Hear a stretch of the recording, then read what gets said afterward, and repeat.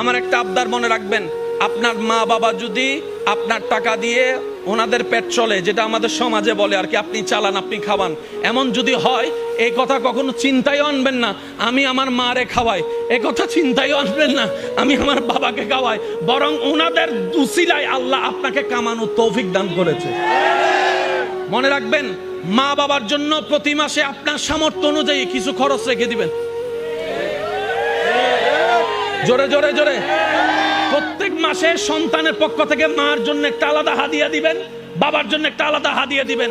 ওনাদের যেন চাইতে না হয়, বুক ফুলায় কাজ করেন, মার জন্য দেন, বাবার জন্য দেন। ঘরে বউ থাকলে বউকে বলেন, ও বউ, তোমার মা বাবা রেখে আসছো, আরেক মা বাবা এখানে আছে, আমি আমার জন্মদাতা মা বাবারও খেয়াল রাখবো।